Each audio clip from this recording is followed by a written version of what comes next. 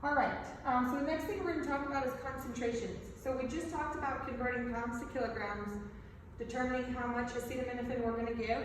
One of the concentrations acetaminophen comes in is 160 in 5 ml. So actually I was incorrect in writing this. I should have written 160 milligrams in 5 mLs. So what this is telling us is this is the amount of drug, okay? And this is the amount of fluid, right? So I know that for every 5 milliliters of fluid that I'm drawing up, there's going to be 160 milligrams of acetaminophen in that.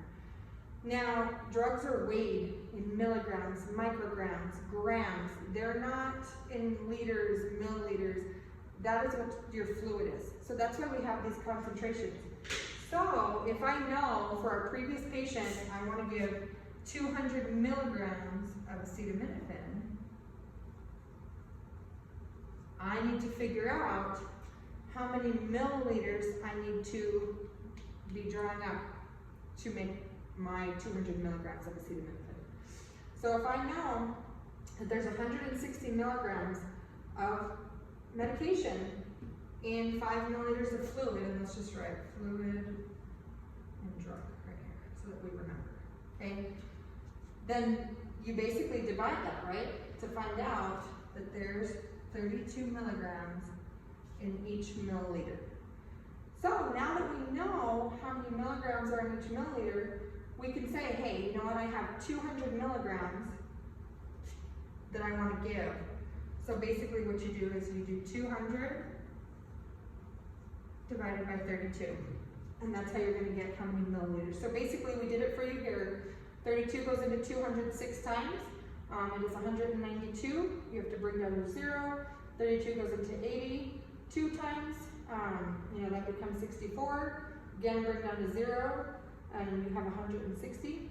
32 goes into 160 5 times.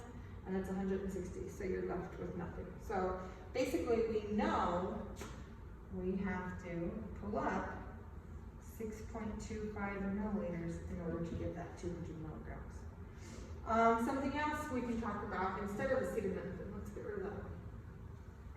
One of the other medications that you all are allowed to administer at the EM2 basic level is Narcan or naloxone. So Narcan, we administer 0.4 milligrams to 2 milligrams. Okay, so basically, depending on how you're going to administer it, is going to depend on how much you give. So we give it for respiratory depression secondary to a narcotic overdose. Okay, so if I am going to give it intramuscular, I would like to do 0.4 milligrams, and it's called titrate to respiratory depression, titrate to respiratory rate and effort. We'll say rate and effort, that's better. Respiratory rate and effort, okay? Now, if we're giving it intranasal, you have to give the full 2 milligrams, and you want to use the concentration 1 milligram per milliliter or 2 milligrams in 2 milliliters. And the reason why is you want to administer 1 mil per nano, okay? So if you're giving intranasal, this is the concentration we want to use. You can still use this concentration for IM. However, the most really important thing is if I have my Narcan and I have a concentration of 0.4 milligrams per milliliter, and I'm going to give it intramuscular, and I say, you know what, I want to give 0.4 milligrams, then I know if I want to give that, I only have to pull up 1 ml, okay? But let's say, you know what, I feel like we should give 0.8 milligrams.